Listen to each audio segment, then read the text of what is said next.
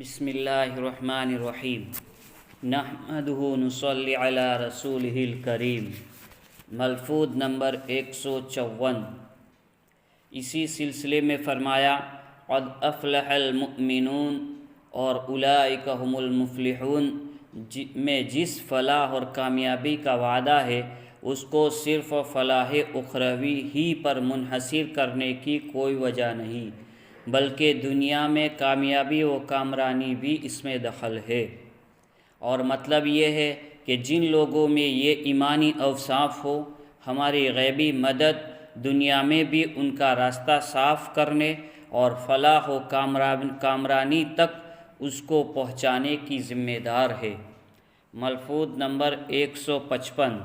اسی سلسلے میں فرمایا غیبی مدد اور غیبی طاقت جس چیز کا نام ہے وہ پہلے سے حوالے نہیں کی جایا کرتی، بلکہ عین وقت پر ساتھ کر دی جایا کرتی ہے، گویا اللہ کے خزانے میں جمع ہے۔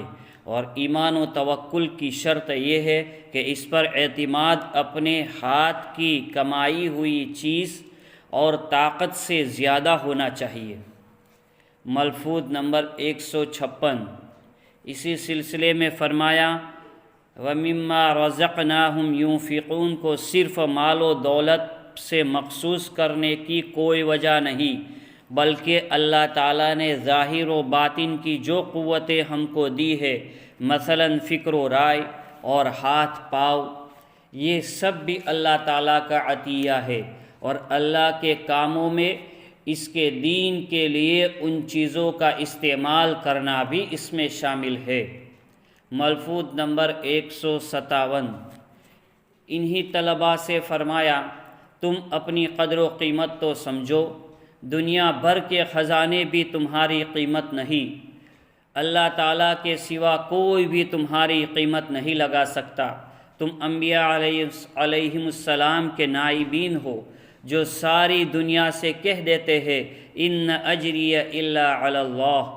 تمہارا کام یہ ہے کہ سب سے امیدوں کو منقطع کرتے ہوئے اور صرف اللہ کی وجہ پر یقین و اعتماد رکھتے ہوئے تواضع سے مومنین کی خدمت کرو، اسی سے عبدیت کی تکمیل ہوگی۔ ملفوظ نمبر 158۔ ایک مشہور دینی جماعت کے ممتاز اور رہنما عیادت اور زیارت کے لیے تشریف لائے۔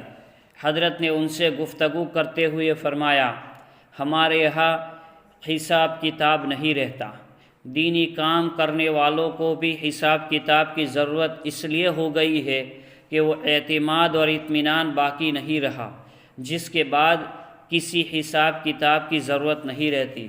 اگر اپنے طرز عمل سے وہی اعتماد پھر پیدا کر لیا جائے تو حساب